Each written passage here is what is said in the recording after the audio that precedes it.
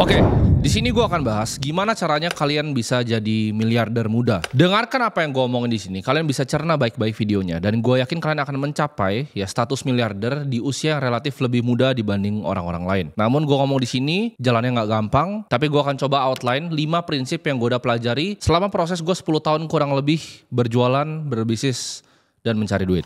Gue itu mulai dari keluarga yang relatif biasa-biasa saja ya. Jadi gue sama seperti kalian mulai dari nol juga. Gue mulai di market saja modal dari 2 juta rupiah. Gue dari SD udah mulai jualan. SMP itu gue udah mulai jualan pomade ya. Gue dagang impor barang dari Cina ya. Ada yang bilang, oh impor berarti modalnya besar. Enggak ya. Zaman dulu kalau kalian tahu website seperti DHgate atau Global Source itu, kalian bisa order dari 10 kuantitinya 12 ya. Jadi mereka bisa shipping dengan barang yang kuantitas rendah. Nah itu gue mulai jualan di marketplace seperti Kaskus dulu ya. Dulu belum ada Tokopedia. Orang masih jualan di Kaskus sampai transisi ke Tokopedia. Di weekdays gue jadi agen properti, cari listing ya. Setelah gue udah nganter barang-barang gue ke JNE naik sepeda, gue mulai listing di sana. Dan untuk di weekend, Sabtu Minggu gue jadi wedding organizer. Jadi banyak yang udah gue lakukan ya. Ini prosesnya nggak instan dan nggak cepat. Setelah gue naik ke bangku SMA pun, yang gue lakukan adalah gue bikin agency ya. Gue jadi bikin perusahaan agency untuk bantu beberapa UMKM untuk meningkatkan omset mereka melalui advertising. Nah itu gue lakukan kurang lebih 2,5 tahun sampai 3 tahun. Nah sebenarnya gabungan dari semua skill set ini itu yang bisa bikin gue itu seperti sekarang ya. Jadi ini nggak tiba-tiba langsung jadi seperti ini ya. Nanti gue akan jelasin gimana cara skill setnya itu saling nyambung dari pekerjaan-pekerjaan yang gue pernah lakukan sebelumnya. Mungkin yang baru kenal gue itu lihat judul seperti ini langsung ngerasa aduh ini berisik banget orang yang kenapa dia nggak ngajarin jadi miliarder, apakah dia udah jadi miliarder. Mungkin banyak yang berspekulasi juga ya, sampai berita-berita di luaran sana berspekulasi net worth gue itu berapa sih sebenarnya, gue punya uang berapa. Jawaban jujurnya adalah gue nggak tahu ya. Jadi ini kata-kata gue ambil dari John Paul Getty. Kalau lu tahu exactly uang lu berapa, berarti uang lu belum banyak. Jadi ini makanya gue sangat ragu pada artikel-artikel di Forbes yang bilang oh ini terkaya. Jawabannya enggak ya. Karena orang yang benar-benar kaya ya, yang ada di Forbes itu, bahkan mereka nggak tahu sebenarnya harta asli mereka itu seperti apa. Tim puluhan akuntan mereka itu nggak tahu harta mereka itu sebenarnya berapa. Gimana caranya jurnalis bisa tahu cuma dari cari-cari saham-saham yang TBK? Ya, jawabannya tidak bisa. Di sini gue pengen share ilmu lapangan gue selama 10 tahun terakhir ya. Dan ini gue yakin bisa diaplikasikan di kehidupan kalian. Gue gak bilang lu bisa langsung jadi kaya ya seperti gue. Gue juga gak bilang kalian bisa capai ini dalam usia yang relatif muda. Cuman ini yang gue janjiin ke kalian. Kalian aplikasiin ini, gue yakin hidup kalian at least level up dibanding diri kalian sebelumnya. Di sini gue pengen samain persepsi dulu. Gue yakin orang itu nggak semuanya ngincer kekayaan sampai gimana-gimana. Tapi gue yakin uang itu bisa membantu hidup semua orang. Gue percaya nggak ada orang di dunia ini yang ditransfer 10M ke rekeningnya sekarang dan itu nggak tersenyum ya. Kalau misalnya kalian mau belajar gimana cara cari jadi sehat, ya gue mungkin nggak bisa bantu kalian. Kalian mau cari misal gimana cara keluarga bahagia atau kalian bisa happy, itu jangan cari gue. Gue nggak punya expertise di sana. Tapi kalau untuk belajar jadi kaya, gue yakin gue ada beberapa tips yang gue bisa share ke kalian. Nah kaya itu ukurannya seperti apa sih? Apakah total aset?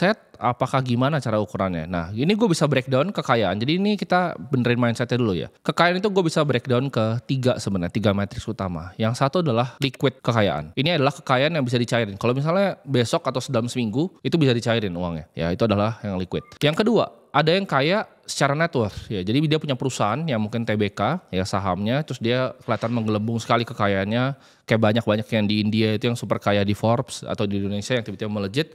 Itu karena kekayaan dari sahamnya. Nah itu gue akan jelaskan. Itu beda sekali ya. Kalian punya saham yang TBK sebagai owner itu bukan termasuk liquid. Nanti gue akan jelaskan. Dan metrik yang ketiga adalah lifetime total spending. Atau gue sebutnya, gue singkat di sini buat video ini adalah LST. Jadi yang pertama liquid, yang kedua itu adalah aset secara keseluruhan. Yang ketiga adalah total spending ya selama kita hidup. Nanti gue jelasin kenapa ini penting. Di sini banyak yang masih ketukar-ketukar ya antara 3 ini. Jadi orang ada yang ngomong seperti oh dia OKL, dia nggak nora, dia anaknya dari perusahaan ini tapi dia aja nggak nora, dia nggak beli barang-barang mewah. Kenapa? Karena LST-nya kecil. Jadi mungkin asetnya besar ya, misal berupa dia tinggal dikasih sama bapaknya rumah di Menteng, lalu dia diwariskan saham, misalnya bapaknya punya perusahaan perkapalan atau perusahaan logistik, dia diwariskan saham misalnya. Ya 100 miliar, dia punya rumah di Menteng misalnya 70 miliar, tapi cashnya sedikit. Dia mungkin spendingnya kelihatan biasa-biasa aja. Kenapa? Karena LST-nya sedikit. Dia mungkin seumur hidupnya spendingnya sama seperti kalian yang nonton ini. Dia nggak punya uang untuk di-spend dan nggak boleh di-spend karena hartanya disuruh turunin. Jadi orang yang mengglorify OKL ini menurut gua salah, karena kalian juga harus hitung dari LST-nya. Kenapa? LST yang rendah menunjukkan bahwa bapaknya mungkin dulu pas pertama bikin kekayaan ya, pas bapaknya itu OKB, bapaknya LST tinggi ya. Dia beli pesawat jet segala macam, tapi anak-anaknya itu cuma dikasih rumah dan nggak boleh spending, uangnya disuruh turunin ke anak-anak yang lain biar nggak habis di anaknya yang nggak bisa kerja ini. Nah ini ada perbedaan lagi, orang yang punya cash liquid itu sangat berbeda dengan orang yang ibaratnya asetnya ini menggelembung ya. Berbeda di mana? Contohnya, banyak yang kira, oh dia karena dia punya saham ini valuasi sekian, hartanya puluhan triliun. Betul ya. Ini gue kasih perumpamaan sederhana dengan saham 100 miliar anak OKL tadi. Dia punya saham 100 miliar ya. Ketika dia mau cash out di market 10 miliar, apakah hartanya itu jadi 90 miliar? Jawabannya tidak. Itu publik akan goreng dia mampus-mampusan. Sampai sahamnya akan turun ke 30 miliar market cap ya. Dari 100 miliar turun ke 30 miliar aset kertasnya. Dia udah keluarin 10M jadi cash 10M-nya, sisa 30M. Jadi hartanya itu nggak benar-benar 100 miliar. Contohnya seperti Elon Musk, ya dia kaya karena saham Tesla. Tapi ketika dia buang Tesla misalnya 10% di market, itu Tesla akan dropnya luar biasa. Jadi hartanya nggak benar-benar segitu. Dia nggak bisa spend segitu. Jadi yang punya liquid cash sekian sama yang punya harta saham, properti atau aset sekian itu berbeda kekayaannya. Jadi kita lebih baik punya cash 300 miliar, ya liquid aset 300 miliar, dibanding kita punya 1 triliun tapi nggak liquid. Paham sampai sini? Nah contohnya sekarang seperti gue, kalau misalnya gue punya 100% ya dari sebuah perusahaan yang bisa, let's say bisa menghasilkan 50 sampai 100 miliar gitu setahunnya. Nah net worth gue berapa? Karena perusahaan itu nggak bisa cuman divaluasi seperti itu ya. Jadi simpel aja, misalnya gue bisa punya perusahaan yang menghasilkan 10 miliar konsisten sebulan ya. Jadi 120 miliar setahun. Misalnya perusahaan itu adalah perusahaan teknologi. Simple ya, kita bisa lihat di market, value perusahaan seperti itu 7-10 kali biasanya dari earningsnya. Jadi secara net worth, gue bisa jadi sudah triliuner dengan memiliki perusahaan yang punya cash flow 10 miliar sebulan. Nah kalian harus paham di situ. Jadi percuma kalau kita punya aset tapi cuma buat diturunin ya 5 triliun tapi LST-nya rendah. Kalau kalian mau ikutin jalan gue, yang gue pengen ajarin kalian adalah balance antara 3 ini ya. Jadi liquidnya ada, asetnya juga total itu menggelembung, dan yang ketiga kita belajar untuk menikmati jerih payah kita ya. Jangan jadi cuman orang yang ngumpulin duit terus ya udah gitu nggak ngapa-ngapain, LST-nya rendah sekali. Itu percuma, mending gak usah cari duit dari awal. Kalau itu menurut gue pribadi. Nah ini jadi kita shaping mindsetnya dulu sebelum bahkan kita masuk ke prinsip. Kan gue bilang di depan adalah 5 prinsip untuk jadi miliarder ya. Ini belum masuk ke prinsipnya, ini gue benerin dulu shaping kalian. Kan kalian mau jadi kaya, kalian harus tahu tujuannya seperti apa. Kita shaping dulu ya. Nah kita akan langsung masuk ke prinsip yang pertama. Nah ini menurut gue prinsip dasar dalam orang itu mau menjadi kaya, yaitu sederhana ya. Prinsip adalah memulai. Kesannya gampang kan ya, tapi semua orang nggak bisa memulai ya. Banyak sekali orang pintar gue lihat di dunia ini tetapi nol besar hidupnya. Kenapa? Karena dia nggak pernah memulai. Dia nggak pernah tancepin tongkatnya. Ini garis startnya, nggak pernah mulai. Karena perjalanan 1000 langkah itu selalu dimulai dari langkah yang pertama. Di sini banyak yang punya pemikiran bahwa oh gue mulainya dari nol. Bagus ya, itu justru advantage ya. Kalian sama seperti gue. Kenapa gue selalu bilang orang yang mulai dari nol itu punya advantage dibanding tadi OKL itu yang diwarisin rumah di Menteng. Karena mereka itu nggak ada drive-nya ya. Dan mereka have so much to lose. Kalau mereka coba sesuatu dan gagal, mereka akan dibandingin sama bapaknya. Tapi kita ya, gue dan lu yang di sini. Itu kita mulai dari nol, ibaratnya kita udah nothing tulus. Ibaratnya kalau kita gagal juga kita udah gembel dari awal gitu. Jadi mentalitas itu yang sangat berharga dalam membuat sebuah venture, sebuah bisnis, sebuah peluang usaha. Great fortune atau kekayaan yang luar biasa besar yang ada di dunia ini, banyak kan tuh dimulai dari nol. Ya lu pelajarin Andrew Carnegie, Rockefeller. Rockefeller tuh mulai dari sangat amat miskin ya. Justru karena kemiskinan itu dia harus bantu ibunya. Itu yang bikin dia jadi sekarang. Karena gue dulu sangat miskin, gue harus bantu ibu gue. Sampai ibu gue tuh kalau ke rumah sakit itu repot. Gue lihat berkali-kali seperti itu yang bikin gue sampai seperti sekarang. Kalau gue mulai dari bapak yang kaya, mungkin gue nggak akan ada nama Timothy Ronald di sini. Dan benefitnya lagi, kalau kita mau mulai di saat kita nol, kita punya mindset adalah kita selalu mau belajar. Kita bukan expert, kita selalu mau kosongin gelas. Itu makanya kalian masih di sini untuk nonton video ini. Karena kita selalu mau kosongin gelas, kita mau belajar dan kita haus untuk belajar. Karena kita masa hidup kita masih nol. Dibanding orang yang udah lahir kaya, mereka kira mereka lebih pintar dibanding semua orang. Padahal mereka cuma di situ karena kebetulan dilahirin orang kaya. Kalian yang muda di sini itu memiliki advantage yang luar biasa, yaitu waktu. Kalian akan lebih semangat belajar dibanding orang yang udah umur 30, 40, bahkan 50 tahun. Ini kombinasi mematikan ini. Ambisi yang kuat ya, darah muda, dan gak takut gagal. Ini adalah 3 kombinasi yang luar biasa kuat untuk memulai. Buat kalian yang udah coba misalnya memulai sesuatu ya tapi gagal terus, tenang aja ya. Dan jangan kalian keburu untuk nyerah. Karena kalian cuman kurang ilmu ya, dan kalian kurang pengalaman. Dari sini yang gue pengen share adalah ilmu dan pengalaman. Supaya kalian tahu apa yang harus dilakukan, kalian gak harus jatuh ke lubang yang sama yang gue udah jatuh. Kalian harus ingat kata-kata ini di otak kalian ya. Pengecut itu mati duluan sebelum dia mati. Jadi maksudnya apa? Pengecut itu adalah orang-orang yang gak pernah memulai. Mereka selalu takut untuk memulai. Gue lihat banyak sekali ya di sekitar gue orang super pinter tapi gak pernah sukses. Kenapa? Karena satu, mereka takut untuk kelihatan gagal sama dunia.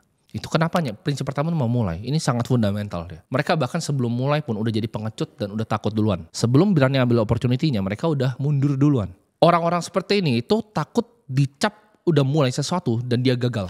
Ini gue cerita sedikit. Ketika gue memulai sesuatu ya, itu ngasal, itu industri gue gak ngerti. Ya gue jualan pomade waktu itu. Pomade-nya namanya Suavecito sama Fix Clay. Jadi zaman dulu itu market tuh nggak seperti sekarang ya, nggak banyak gitu dibanjirin di marketplace. Tapi di situ gue memulai aja. Tapi akhirnya sebenarnya bisnisnya relatif gagal. Walaupun gue di otak gue waktu itu gue tuh dapat uang belasan juta gitu, mungkin 13 juta, 14 juta. Nah balik lagi, kenapa gue bisa gagal? Karena pertama ilmunya kurang, kedua pengalamannya kurang. Ilmu yang gue kurang apa? Di bidang akuntansi. Gue kira bisnis sesimpel ini, gue hitung nih barangnya berapa, kira-kira pengeluaran gue berapa. Cuman kayak ini kurang ini gitu, itu goblok banget ya. Gue gak ngerti depresiasi, gue gak ngerti beban sewa semua. Jadi apa yang terjadi ya, gue gak ngerti bikin buku, gue gak ngerti akuntansi, bisnisnya berantakan. Jadi waktu gue kira gue dapatnya belasan juta, sebenarnya gue realnya net profit gue mungkin cuman di bawah UMR sedikit. Begitu gue gak ngerti financial management juga ya. Gue spending beli sepatu, ya beli Jordan udah ngerasa orang kaya ya. Udah mulai coba buka-buka botol murah begitu. Masih SMA ya, namanya anak muda, baru dapat duit kiranya belasan juta di otak, udah merasa orang paling kaya di dunia waktu itu. Umur 17 tahun dapat belasan juta itu rasa orang paling kaya di dunia. Itu gue berantakan semuanya situ. Karena gue kurang ilmu dan gue kurang pengalaman. Tapi kegagalan ini gak pernah bikin gue stop ya. Dari kegagalan ini gue belajar untuk bikin venture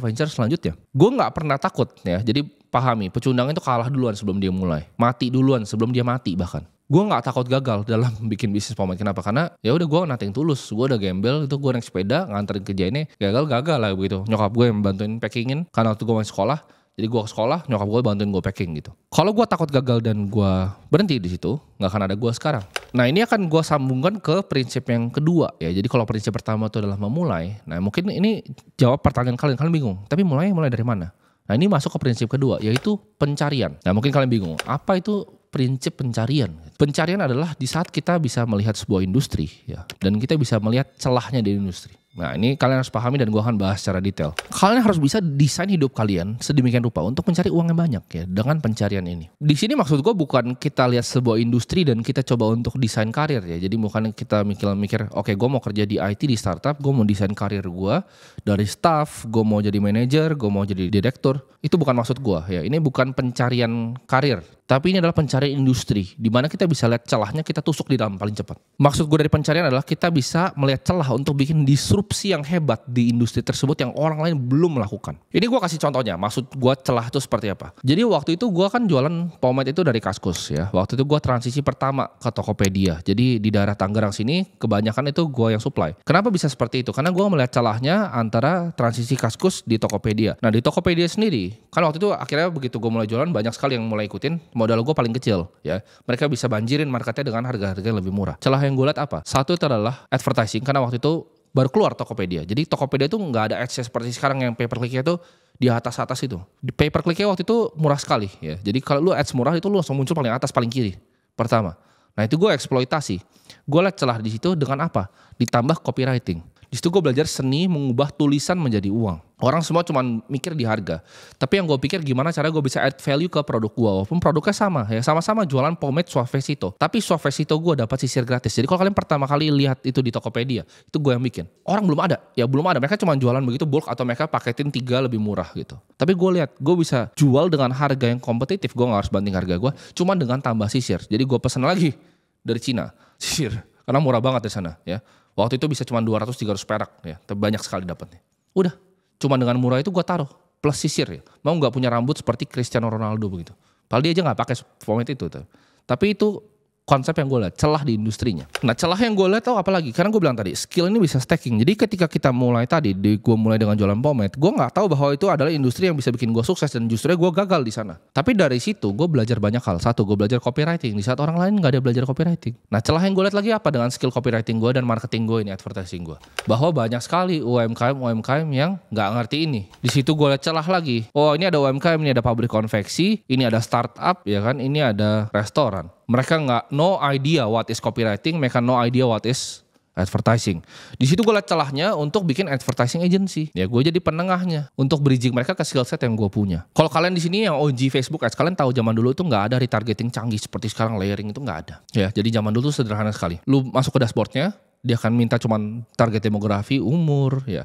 mereka akan minta lokasi dan segala macam. Itu yang gue maksimalin waktu itu. Gue eksploitasi, gue liat celahnya di Facebook Ads ini namanya location targeting. Jadi ketika gue ngiklan, itu nggak ada yang mainin ini zaman dulu. Gue fokus hanya di lokasi, gue peduli setan, gender, umur. Karena gue liat algonya waktu itu. Kalau kalian targeting semua, dia masih agak bingung. Nggak kayak sekarang udah canggih banget ya. Udah ada pixel, dulu belum ada pixel. Jadi lu cuma pakai location targeting, lu bisa dapetin omset luar biasa besar. Contohnya seperti apa? Ada pabrik konveksi, gue cuma target lokasi dekat situ doang. Karena mereka rata-rata mesti datang ke sana untuk ngobrol sama ownernya, atau kalian mesti chat. Jadi di situ gue bilang simple. Kalau lu mau bikin brand fashion, ya lu bisa order mulai dari 12 piece, yang lain 24, di sini bisa 12. Sebelumnya leads yang dia dapat, ya chatnya itu cuma dapat 2 sebulan, 2 WhatsApp sebulan sebelum pakai gue. Setelah pakai gue jadi 200. Cuman gue pencet tombol begitu doang, terus gue video-videoin. Ya itu celah yang gue lihat, dan gue minta bagian dari omsetnya. Sama seperti restoran. Kalian banyak, gimana ya cara iklan restoran ya? Pakai influencer, pakai KOL? Nggak perlu. Waktu itu gue manfaatin location targeting. Misalnya restorannya kondisinya di Gading Serpong, gue tinggal bikin iklan ya pakai orang mukanya ngomong ini. Buat kalian teman-teman yang lagi di Gading Serpong, nah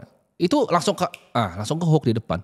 Itu celah yang gue lihat. Jadi gue nggak sampai sini dengan Sunshine and Rainbow, banyak sekali yang gue udah trial error. Itu gue waktu masih umur 17 tahun, gue udah bisa mikir seperti itu. Dan kalian yang mungkin di sini udah lama juga di bidang marketing pasti paham apa yang gue omongin di sini. Nah, pencarian itu penting, prinsip kedua ini, karena sukses itu suka sama orang yang bisa cari celah ya. Ini gue mau ambil suatu pepatah dari filsuf Roma ya, Seneca. Kalian mungkin pernah dengar ini, tapi ini sebenarnya originalnya dari Seneca. Hoki itu adalah preparasi ya dikali dengan kesempatan. Maksudnya apa? Preparasi dikali dengan kesempatan. Preparasi ini adalah skill set yang kita punya.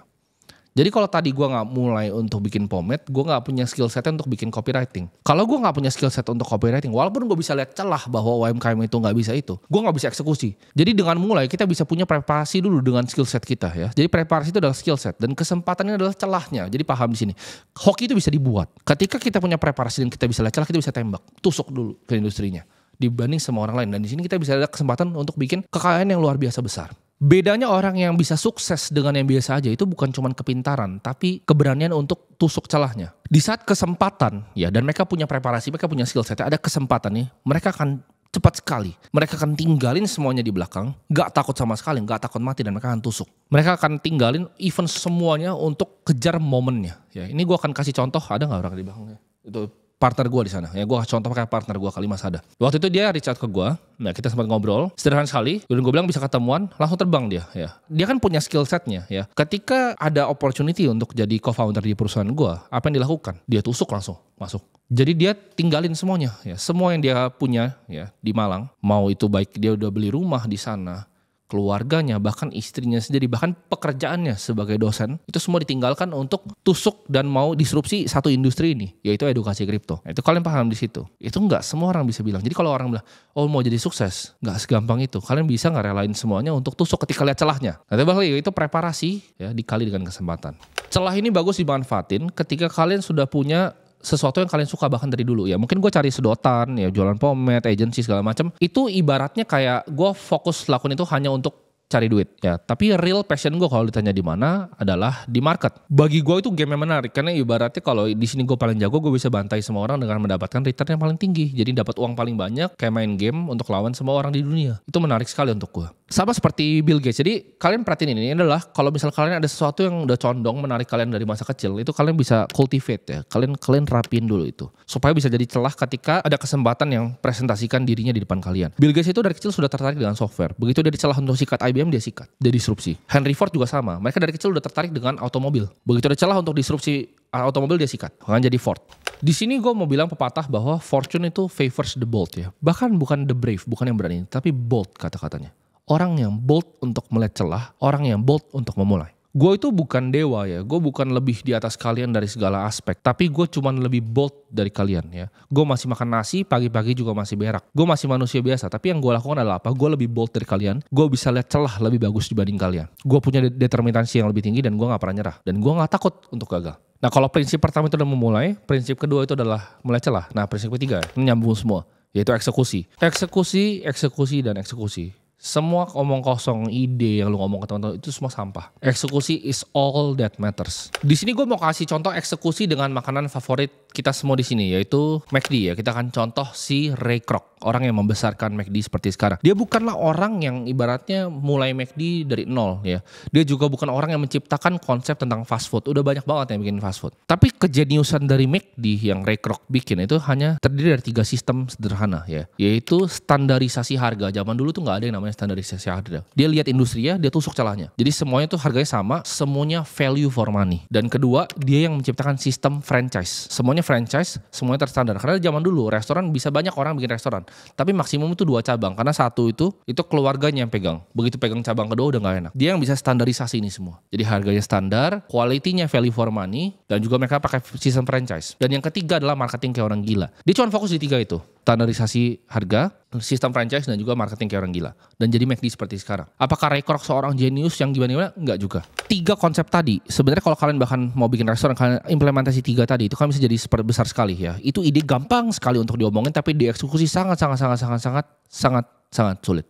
Itu yang bikin seorang Ray Kroc ya, sales mesin milkshake umur 52 tahun dengan diabetes dan asma bisa jadi seorang bilioner. Dia jadi bilioner bukan karena ide fast foodnya, bukan karena ide McD-nya, tapi karena eksekusi 3 konsep tadi yang gue ajarin ke kalian. Itu contoh dia melihat celah dan dia tinggalin semuanya ya untuk kejar McD ini. Eksekusi ini terkait satu konsep yang selalu gue ajarin ke kalian, yaitu persistence dan fokus ya. Penting untuk kita lihat, keep your eyes on the ball ya. Jadi bola ini kayak main bola, keep your eyes on the ball. Bolanya adalah mana yang ngasilin uang. Karena eksekusi, mana yang ngasilin uang. Yang nggak ngasilin uang ya tinggalin. Nah, eksekusi ini banyak rintangan yang kalian akan hadapi, dari baik keluarga sampai di luar. Yang pertama, kalian harus cut semua energi negatif dari diri kalian ya. Jadi kalau misalnya ada teman yang negatif, keluarga yang negatif, itu kalian potong secepat-cepatnya. Mau alkohol, mau cewek, maupun apapun itu, stop itu semua. Karena di saat kita mau eksekusi ya, tadi kita pertama udah mulai, kita udah ketemu celahnya, kita mau eksekusi. Ini tinggalin semuanya. Semua ditinggalin ya. Taruh kepala kita ke bawah, ini waktunya untuk grinding. Ini ada hal penting yang gue pengen ajarin kalian di sini. Kalau kalian eksekusi sesuatu ya, misalnya tapi dalam konteks bisnis, kalian eksekusi sesuatu, udah gagal nih di yang pertama, kalian jangan eksekusi hal yang sama lagi. Ini lebih gampang diomongin dibanding dilakukan, karena gue banyak ngelakuin kesalahan, gue lompat ke lubang yang sama terus lagi ya.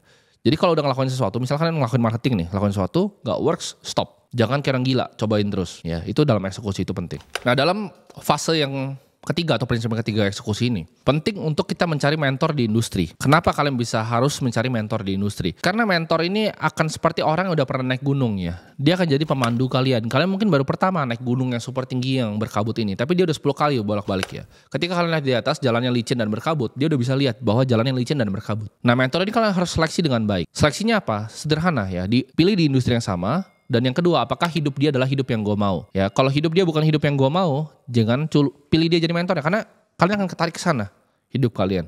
Gue dalam milih mentor, gue selalu tanya ke diri gue, apakah hidup dia adalah hidup yang gue mau? Kalau enggak, gue gak pernah dengerin sama sekali. Sederhana itu. Jadi dalam fase eksekusi, saran gue, ini gak harus ya, tapi ini on the side kalian bisa lakukan, yaitu cari mentor di industri yang sama, yang bisa guide kalian. Kecuali kalian pinter lah, kalian bisa bikin kayak Hai Di Lao sendiri, bikin McD sendiri, silahkan. Tapi sulit. Gue pun sampai sekarang juga punya mentor. Nah, kita udah bahas prinsip pertama, udah mulai, kita dicari celah, kita udah bisa eksekusi. Kita udah tahu gimana caranya pakai kacamata kuda untuk persisten, fokus untuk eksekusi apa yang kita mau lakukan. Nah, ini akan masuk ke prinsip keempat dalam step kita menjadi miliarder atau jadi orang yang sangat kaya. Ini gue gak cuma ngomong miliarder sebenarnya. Video ini kalau kalian pahami benar-benar, ini road untuk jadi triliuner ya. Yang keempat itu adalah delegasi. Ya, ini prinsip yang sangat penting. Dunia ini sangat kejam dan jalan untuk menuju kekayaan itu sangat-sangat susah ya. Jadi mengelola human capital atau delegasi akan jadi komponen prinsip krusial dalam kehidupan. Ini gue ngomong tadi kan, kalau mentor itu dia udah pernah naik daki gunung ya. Nah, sekarang walaupun lu dikasih tahu, ada yang ngasih tahu naik gunungnya, lu tetap harus naik sendiri kan. Lu kalau patah kaki tetap. Mau dibantuin dia, tapi kaki lu tetap patah gitu. Nah, gunungnya ini, gunung untuk mencapai kekayaan yang luar biasa, itu lebih sulit dibanding cuma naik gunung biasa. Ini gunungnya itu udah bau amis ya. Mungkin ada bau darah juga. Gunungnya itu sangat gelap. Ini gunungnya itu luas sekali, kalian gak bisa lihat atasnya. Itulah jalan menuju kekayaan. Nah, di sini kalian butuh tim. Kalian butuh kru yang bisa bantu kalian. Karena kalian gak bisa sendiri. Nah, ini kesalahan yang gue lakukan terlalu lama. Waktu gue bikin agensi, gue mikir, oh saya paling pintar. Saya itu bisa ngedit paling jago, saya bisa pegang kamera paling jago, semuanya paling jago ya, nganggap diri sendiri paling jago, bisa ngiklan paling jago, jadi sales paling jago, semua paling jago. Tapi itu nggak bawa kita jauh, karena gue lupa salah satu constraint paling besar dari manusia adalah waktu. Dimana kita cuma punya 24 jam. Mau lu bener ya, lu paling jago, lu nggak bisa ya, lu nggak akan bisa. Tapi sebenarnya lu bukan paling jago juga ya. Kita nggak bisa paling jago di semua bidang. Jadi itu kesalahan gue terlalu lama sampai gue mengerti part keempat ini, delegasi. Gue kerjain semuanya sendiri. Semuanya selalu gue kerjain sendiri. Gue gak pernah mau kasih kerjaan gue ke orang lain karena gue pikir gue paling pintar, padahal enggak ya. Jadi di saat sekarang pun gue juga sama. Kenapa gue punya karyawan, ada kantor yang dibilang ada karyawan, karena gue bukan paling pintar di semua bidang ya. Gue gak jago operasional kayak beberapa karyawan gue di sini. Ada yang lebih jago operasional di sini dibanding gue, ada yang lebih jago bikin event di sini dibanding gue, ada yang lebih jago pegang kamera di sini dibanding gue. Semua di sini lebih jago di bidangnya masing-masing dibanding gue. Untuk mengelola human capital ini jadi faktor yang krusial. Ini seperti kita naik gunung tadi, mungkin ada yang punya skill setnya, mereka bisa melihat buah-buah yang beracun. Jadi kita nggak ambil buah di pohon lagi lapar petik langsung mati gitu. Ada yang jago mungkin melihat binatang buas itu di mana, nggak tiba-tiba kita masuk semak tiba-tiba dicakar digigit gitu. Ada yang juga jago mungkin melihat lubang-lubang di bawah. Ada yang jago tali menali gitu. Mereka dia tahu caranya gimana cara naik ke atas. Nah itu adalah cara kita hidup, cara kita bertahan hidup sebagai ras manusia, yaitu belajar untuk pakai orang lain, delegasi. Nah sebagai orang yang mau belajar delegasi nih, kalian harus ngerti gimana caranya cari talent. Nah ini yang sulit nih ya, karena kebanyakan orang kira cari talent yang jelek. Kayak gue juga salah dulu ya. Gue juga dulu cari talent berantakan karena gue nggak ngerti. Balik lagi, semua di prinsip ini sama ya. Kalau kalian gagal tuh artinya kalian kurang ilmu dan kurang pengalaman. Nah ciri-cirinya apa karyawan yang bagus? Satu, mereka tuh sebenarnya lebih pintar dari kalian. Dua, mereka selalu tanya pertanyaan tuh intelektual, bukan pertanyaan bodoh ini tanya ke kalian. Gak semua hal-hal kecil bodoh itu tanyaan kalian. Dan yang ketiga, mereka tuh actually cinta akan apa yang mereka lakukan ya. Mereka gak suka ngegosip, gak suka mikirin yang gak penting. Mereka datang dan mereka cinta sama kerjaan mereka. Itu contoh karyawan yang bagus. Ini kesalahan terbesar gue pertama kali gue mulai. Gue coba cari copycat dari gue ya. Gue coba cari Timothy Ronald yang lain. Itu salah besar. Kenapa? Karena orang yang sama itu dia gak bisa ngelihat yang sama. Yang cuman bisa ngeliat buah, dia gak bisa lihat yang binatang buas. Kalian harus cari yang cross dari kalian. Lu gak pintar operasional, cari yang jago operasional. Lu gak pintar jualan, cari yang jago jualan. Lu gak pintar marketing, cari yang jago marketing. Jangan lu jago marketing, cari yang jago marketing. Itu gak ada gunanya. Lu emang bos di bisnis kalian. Lu emang mungkin yang bikin bisnisnya. Tapi lu bukan yang paling pintar, jangan salah. Lu yang mulai bukan berarti lu yang paling pintar. Kayak gue di sini gue gak paling pintar. Gue gak lebih pintar dibanding motion graphic. Ya gue bisa masih inget gimana cara ngedit. Tapi kalau disuruh ngedit pakai tools yang sekarang anak-anak gue pakai juga gue kagak ngerti cara pakainya gitu. Gue bukan paling pintar di sana. Nah gimana caranya dapat feeling untuk cari karyawan seperti ini? Jawabannya ya trial and error. Gak ada cara lain, trial and error. Nah dalam human capital ini paling penting untuk kita set sebagai example yaitu sebuah culture. Nah culture ini penting. Gimana cara kalian bikin culture yang baik, work environment yang baik? Adalah kalian jadi contoh. Satupun karyawan gue di sini nggak akan ada yang bisa keluar dari mulutnya dia ngomong saya kerja lebih keras dibanding Timothy. Nggak akan ada yang bisa ya. Karena gue kerja paling keras di sini. Gue kerja itu 16 jam sehari. Gue bisa sampai pulang di rumah pun ya. Belum berangkat pun gue kerja, pulang pun sampai rumah gue kerja lagi. Bedanya gue sama orang lain tuh apa? Gue bisa spot talent where I can see them ya. Gue bisa spot talent tuh cepat. Kalau kalian mau hire orang goblok, banyak orang goblok di dunia ini dan itu gak akan bikin perusahaan kalian maju.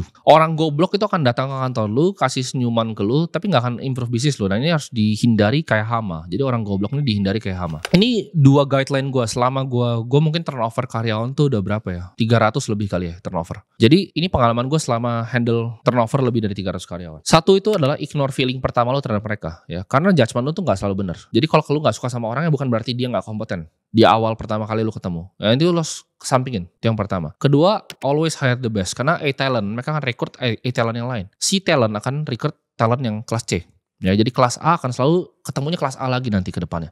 Jadi kalau lu awal A, semua jadi A di perusahaan lu. Nah, tapi talent yang baik, ini gue kasih tau kalian, talent yang baik biasanya udah punya kerjaan sebelumnya. Nah ini penting dan itu gak apa-apa ya. Itu tugas kita sebagai owner perusahaan untuk cari talent-talent ini. Nah dalam mencari talent ini, biasanya makanya ini ada bercanda nih teman-teman pengusaha gue. Pada paling takut kalau gue main ke kantornya. Karena kalau gue lihat orang bagus langsung gue ambil masuk ke kantor gue. Rata-rata yang kerja sama gue tuh biasa sebelumnya udah pernah kerja di tempat lain. Dan gue cuma ngambilin gitu. Gue ngambil yang terbaik dari punya orang biasanya. Karena biasanya yang paling pintar tuh udah kerja. Kalian gabungin kondisi 4 ini aja kalian udah pasti jadi miliarder sebenarnya. Tapi gimana caranya kita bisa retain kekayaan ini? 5 gue akan bahas end game-nya. Yaitu gimana actually nyimpen duitnya. Nah, ini banyak banget yang udah bisa kerjain 4 step ini. Ya teman-teman gue banyak yang misalnya ngasih 500 juta sebulan, jualan misalnya restoran segala macam. Tapi begitu ditanya uangnya mana? Nggak punya uang. Karena dia nggak ngerti yang nomor 5, yaitu menyimpan. Caranya gimana? Ini end game-nya nih, menyimpan. Gue kebetulan hoki karena hobi gue adalah sebenarnya di market. Jadi gue berbisnis seperti ini, tapi gue bisa selalu menyimpan uang gue dari usia gue masih sangat kecil. Jadi gue agak berbeda dengan orang lain ya. Gue umur 19 tahun, gue udah kenal hampir semua owner sekuritas di Indonesia. Gue tuh jadi golden boy-nya di market Indonesia. Itu umur 19 tahun, semua orang udah kenal gue, semua bandar udah kenal gue. Jadi prinsip yang gue pelajari apa? Yang pertama ya, kalian harus pahami bahwa uang kertas itu cuma dicetak, nothing more ya. Itu cuma medium of exchange, dipakai untuk kita menukar suatu value. Kalau kita tanya misalnya ekonom ya, mereka akan jawab bahwa uang kertas ya itu adalah medium of exchange dan titik. Mereka kan nggak akan mikir secara first principle apa itu uang kertas. Nah tapi gue akan kasih tau kalian, ini uang tuh nggak berguna ya. Mereka cuma cetak, itu nggak ada basisnya sama sekali, nggak ada emasnya sama sekali. Simpannya kemana? Jadi ini orang kaya itu paham sekali akan ini ya. Uang tuh nggak akan pernah hilang, uang akan selalu ada di sini, akan selalu jadi medium of exchange ya. Tapi uang sendiri itu adalah format dari energi ekonomik. Maksudnya apa? Ketika kita punya medium of exchange dalam bentuk kertas ini, kita tukar sebuah jasa atau produk untuk dapat kertas ini, kertas yang cuma dicetak ini, buang kertasnya. Ya, ini orang kaya paham ini. Buang kemana kertasnya? Ke aset-aset ya. Jadi kalau gue nanya orang paling kaya di Indonesia, teman-teman gue, apa sih yang mereka beli? Kalau orang middle class kan belinya saham. Orang kaya itu nggak ada yang sebenarnya beli saham. Mereka bikin saham. Ini bedanya orang kaya sama orang biasa aja. Orang middle class itu investasi saham. Orang kaya itu bikin perusahaan yang bisa TBK. Mereka bikin sahamnya sendiri. Uang dari bikin sahamnya mereka lariin kemana? Satu, properti ya. Mereka cari luxurious residential real estate di Menteng, di Pondok Indah, di Bali, di Seminyak. Mereka bikin villa disewa-sewain ke orang. Luxury residential. Yang kedua adalah komersial. Mereka bikin gedung seperti gue di kantor ini gedung kantor. Yang punya ini ya bikin gedung dan dia sewa-sewain buat orang-orang jadi tenan di sini. Orang yang super kaya seperti itu. Mereka main di luxury, residential, dan juga di commercial property. Mereka juga main di fine arts. Jadi kalau kalian perhatiin yang super kaya di Indonesia, mereka suka koleksi seni. Ya, sama mereka kadang punya museumnya sendiri. Mereka suka fine arts dan mereka suka juga collectibles ya.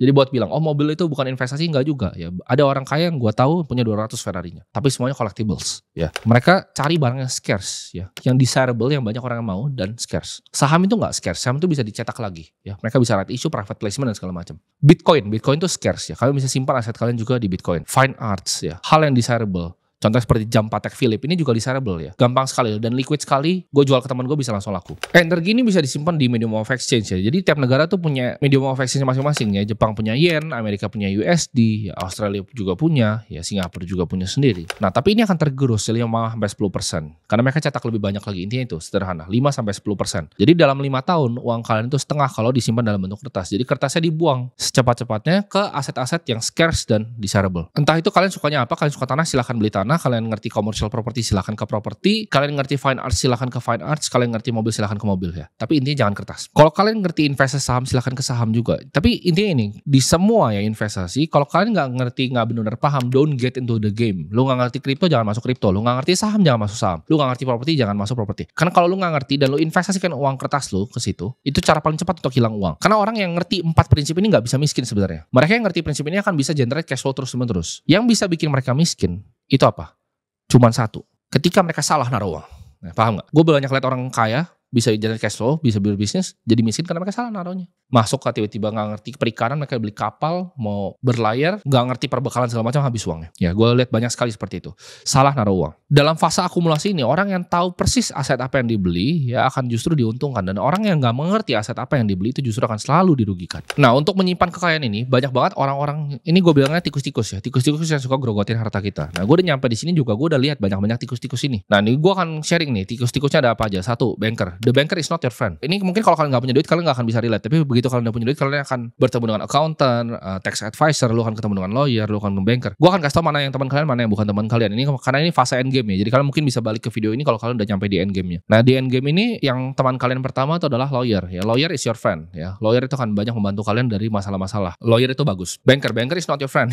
Banker akan grogotin kalian dengan segala macam produk ya. Begitu kalian udah nyampe nanti misalnya di BCA Solitaire atau kalian udah nyampe private banking gitu, kalian punya private banking di Singapura, it's not your friend ya. Financial advisor, ketika uang kalian masih, gue ngomong misalnya di bawah 100 miliar lah, atau bahkan sebenarnya lebih sih, misalnya kalian masih di bawah 300 miliar, financial advisor ya, it's not your friend ya. Kalau misalnya itu financial advisor apalagi cuma di Indonesia, it's not your friend. Mereka kan cuma minta fee dari kalian, taruh kalian di reksadana yang gak berguna, yang akhirnya grogotin kalian punya uang, karena mereka dibayar dari sana. Kapan kita bisa pakai wealth advisor? Ibarat ini beda nih, bukan financial tapi wealth advisor. Ketika uangnya di atas 300 M ya, mungkin lo udah punya family office yang di Singapura, lo udah punya misalnya separate account di Gibraltar, di Cayman, lo udah punya estate di beberapa beberapa tempat, lu udah punya di Seminyak di Bali, lu udah punya di Jakarta banyak, lu udah punya bahkan lu mau ekspansi ke Thailand, lu punya di Singapura properti. Udah terlalu sulit untuk ngurus, ini baru pakai wealth advisor buat ngurusin. Tapi kalau lu belum nyampe level sini, don't ever touch financial advisor ini tikus-tikus kedokotin kalian. Nah, untuk sampai ke fase ini, financial security kalian harus beres dulu ya. Yang paling sederhana, basic makanan, transport, kehidupan tuh harus udah beres dulu, itu yang pertama. Jangan pernah taruh ya, mau di properti, mau di market, mau di fine arts, uang yang kalian butuhin untuk yang basic needs ini ya. Jangan bego. Basic needs-nya penuhin dulu, barulah kita taruh uang di market. Uang dingin, uang beku kalau bisa. Nah, ini kita harus tahu dulu, ada dua tipe orang. Ada yang dia lebih risk averse, ada orang yang risk on, dia berani terima resiko untuk mendapatkan hal yang lebih besar. Kalau lebih muda, gue saranin kalian ambil resiko, karena harga yang dibayar untuk kekayaan adalah resiko. Nah, kalau kalian yang udah lebih berumur ya, risk averse, ini strateginya bisa macam-macam. Kalian bisa pakai barbell strategi, di mana kalian split uang kalian. Satu tuh sangat tidak beresiko, satu sangat beresiko. Contohnya, satu kalian taruh mungkin di reksadana indeks yang tidak beresiko yang di lokal, satunya kalian hantam di Bitcoin seperti itu. Kalian bisa pakai manfaatin barbell strategi ini untuk ngatur uang kalian. Nah, ini kalian jangan sentuh reksadana saham ya. Kenapa? Karena itu fee-nya terlalu besar. Karena anyway yang mereka lakukan adalah indexing juga. Saham-saham mereka itu banyak kan yang korelasinya ke beta itu besar. Jadi yang kalian lakukan adalah reksadana indeks saja. Itu jadi dia pakai robot ya untuk masukin alokasinya semua. Nah, indeks itu kalian bisa pakai Serikahati. Itu sederhana banget. Kalian tinggal taruh di Serikahati terus kalian hantam di Bitcoin. Atau kalian mau yang lebih risk averse lagi, tapi gue gak saranin karena di Indonesia bonds itu real rate inflasi di Indonesia itu 10% ya. Jadi kalau kita taruh di FR yang mungkin 6% itu kurang ideal. Lu masih minus 4%, tapi kalau lu risk averse benar-benar gak mau hilang duitnya, lu yakin lu bisa dari bisnis lu generate lagi, might as well gitu ya. Nah, itu juga kalian bisa pakai reksadana pasar uang di sana. Ya, itu masih bisa kalian pakai. Kenapa? Karena reksadana pasar uang itu ini cheat code-nya itu bukanlah objek pajak. Itu rahasia di situ. Nah, tapi gue saranin kalau mau indexing pakai luar negeri. Kalian bisa pakai di sana antara indeksnya Nasdaq atau S&P 500. S&P 500 di kiri, kalian bisa hantam di misalnya Bitcoin di kanan, atau misalkan mau di emas batangan di kiri, Bitcoin di kanan. Nah, itu bisa dipakai. Kalau untuk gua barbellnya di highest possible gain. Jadi gua di crypto mainnya. Semuanya di crypto, kiri di Bitcoin, kanan gua hantam di altcoin. Balik lagi, kalau lu nggak ngerti apa yang lu lakuin, don't ever try to do what I do ya. Don't ever try untuk get into property, don't ever try to get into market. Pelajarin dulu, investasi leher ke atas dulu, pelajari secara holistik apa yang kalian mau beli. Karena perbedaan orang miskin tuh spend duitnya untuk beli barang-barang gak berguna. Dunia ini memang gak adil ya. Kalau kalian misalnya beli jam level Breitling begitu, itu gak berguna. Ya itu kayak sampah, jadi harganya bakal turun. Makanya kalau kalian beli di toko, kadang mau beli Rolex itu disuruh beli 3 Breitling atau 2 Breitling dulu kalau mau dapat Rolex secara retail. Gak adil kan ya. Kalau kalian beli Patek itu harganya naik terus. Misalnya sekarang itu 2,3 miliar, ntar bisa sampai 4 miliar. Itu bedanya. Bahkan orang kaya itu beli sesuatu itu jadi lebih berduit lagi. Lu kalau beli BMW misalnya yang 400 juta bekas itu dia turun ke 300 juta, kalian yang 100 juta. Tapi kalau lu beli mobil yang puluhan miliar, dia naik 5 miliar, naik 10 miliar lagi. Jadi dunia itu sangat tidak adil. Dan orang kaya paham banget ini. Jadi mereka selalu ubah duitnya jadi duit lagi. Ketika orang miskin lihat mereka itu, oh ini dia flexing, enggak. Jadi yang dilakukan adalah dia bikin uangnya jadi uang lebih banyak lagi. Pakai cara yang kalian gak mengerti di game yang kalian tidak ketahui. Jadi kita hidup ini kondisinya sama, tapi cara mainnya sangat berbeda dan sangat curang. Jadi saat kalian kira itu dia beli barang untuk pamer, tapi dia untuk pamer itu bahkan dia dapat duit lagi dari situ. Barang itu apresiasi, dia dapat lagi value dari barangnya. Itu gak adil. Bahkan yang middle class pun yang bisa cuma beli BMW itu turun harganya. Tapi lu kalau beli mobil yang puluhan miliar itu naiknya tinggi. Tapi ini warning, hanya sangat sedikit yang bisa menempuh jalan ini ya. Dan dari kalian semua yang di sini, bakal kalian semua yang nonton ini akan berkompetisi masing-masing ya, saling berkompetisi. Ini bisa makan waktu kalian tergantung kalian jagonya, belajar adaptasi cepatnya seperti apa. 5 tahun, 10 tahun, bahkan 30 tahun ya. Jadi kalian mungkin habisin seluruh hidup kalian kejar ini, put your heads down, grind, dan gak pernah dapat apa-apa. Gue sering banget ngobrol sama orang kaya ya, teman-teman gue yang super kaya, yang udah agak tua, triliuner ya, yang gak muncul di Forbes itu, yang beneran mungkin top 10. Mereka ini gue tanya, apa yang mereka mau lakukan buat tukeran umurnya balik sama gue? Ini mereka ngomong ke gue sangat unik. Semua yang pernah gue bikin dan semua yang akan pernah gue bikin. Maksudnya apa? Semua yang mereka udah pernah bikin, mereka mau tuker semua, buang semua. Dan mereka balik ke gue untuk gak pernah bisa bikin apapun yang mereka pernah bikin. Umur itu segitu pentingnya. Segitu takutnya manusia itu akan kematian ketika udah di akhir hidupnya. Mereka pengen balik ke umur gue 23 ini, bahkan gak usah jadi orang kaya. Jadi orang biasa-biasa saja mereka akan happy untuk balik ke umur 23 tahun. Jadi buat kalian yang sebenarnya masih muda, kalian tuh jauh lebih kaya dibanding orang yang lebih tua tapi uangnya lebih banyak. Ini gue akan kutip kata-kata dari Achilles ya, salah satu yang zaman dulu disebut sebagai dewa perang. Dibilang seperti ini, lebih baik gue hidup di dunia ini lagi untuk jadi seorang budak dibanding gue jadi raja di antara orang-orang mati ya. Jadi kalian pikir baik-baik apakah ini jalan yang mau kalian tempuh. Karena kalian bisa tempuh ini terus kalian kehilangan waktu kalian dan kalian gagal. Dan ibaratnya nggak ada salahnya untuk ya udah hidup jadi biasa-biasa aja sebenarnya. Kadang gue tahu lu pasti capek dan lu mungkin berada di tempat yang gelap ya. Lu rasa nggak ada yang peduli sama lu dan lu ngerasa sendirian di saat lu mulai perjalanan ini. Tapi kalian lihat di sini ya, ini gue mau animator gue visualisasiin di sini. Itu adalah jumlah kotak kalau manusia itu hidup dengan rata-rata sampai 70 ke 1 ya. Ini kotaknya dalam mingguan dan ini kotak dalam bulanan. Ini kotaknya cuma segini. Sesingkat ini hidup manusia. Jadi kalian mau hidup yang seperti apa? Banyak orang yang kira hidup itu masih ada hari esok ya. Mungkin kita saudara-saudara kita yang masih tinggal di Palestina waktu itu tiba-tiba kena bom. Ada yang tiba-tiba didiagnosa besoknya dengan kanker. Jadi buat kalian yang masih hidup, masih bernafas ini, cari sesuatu yang bisa kalian perjuangin. Jangan cuma mau hidup kalian jadi hidup yang sia-sia menurut gua. Nah ini menurut gua kalian masih bisa nonton ini, masih bisa tersenyum, saatnya kalian bersyukur. Tapi kalian juga renungin apa yang gua ngomongin saat ini. Hidup kalian mau jadi seperti apa? Gimana ya kalian plan, gimana caranya kalian mau maju dalam hidup? Karena kalau kalian cuma pikir, kemarin gue bisa begini, kemarin gue bisa ini, kemarin tuh gak akan datang ke depan muka kalian untuk balik lagi. Jadi gak usah pikirin tentang kemarin, lihat di depan apa yang bisa kita lakukan. Tapi gue bilang tadi, kalian lebih kaya dibanding yang kalian bayangin. Kalian punya momen ini, momen untuk berubah hidup kalian. Antara jadi biasa-biasa aja dan jadi orang yang luar biasa. Karena gue bilang, bedanya orang biasa aja sama luar biasa itu nggak jauh. Sama-sama makan nasi, sama-sama berak di pagi hari. Bedanya mereka punya determinasi yang lebih kuat. Mereka nggak pernah nyerah. Mereka nggak pernah takut dan mereka nggak pernah nyerah. Kita semua punya tanggung jawab di dalam hidup. Jadi setelah nonton ini akan ada dua tipe orang. Ada yang akan ya udah nyerah aja dan ada yang akan jadi binatang. Dia akan jadi buas ketika nonton video ini. Setelah dia udah merenungi video ini, dia pahami betul apa kata-kata gue di sini. Dan kalian akan yang binatang buas ini saling berkompetisi nanti ya. Abis nonton video ini, mungkin nggak tahu gue nonton 200.000, mungkin tercipta 20 hewan-hewan buas baru nih dari video ini. Nah buat kalian para hewan-hewan buas yang baru ini 20 orang mungkin dari 200.000 orang yang banyak di sini dan berhasil berubah nih, mau berubah jadi hewan buas yang mau taklukkan bukit tadi yang gue bilang. Terus lu mau gather kru lu ikutin prinsip-prinsip gue, lu mau kumpulin kru lu untuk nyampe ke atas. Gue mau tutup ini dengan quotes salah satu ibaratnya ya mentor sih, bukan mentor, tapi gue gak pernah ketemu orang udah mati lama juga, yaitu Alexander the Great. Alexander pernah bilang, gak ada yang mustahil untuk mereka yang mau mencoba. Ya, dia bilang mustahil untuk kuasain 3 benua, tapi dia kuasain 3 benua di umur gue 23 tahun. Gak ada yang mustahil untuk orang yang mau mencoba. Jadi untuk kalian yang bangun ya, gue bilangnya bangun karena video ini, gue tunggu kalian di atas bukitnya. Gue juga lagi naik bukitnya soalnya di atas sekarang. Ya, gue mungkin lihat kalian ada yang lagi mau naik-naik. Gue tunggu di atas dan sampai jumpa di puncak bukitnya.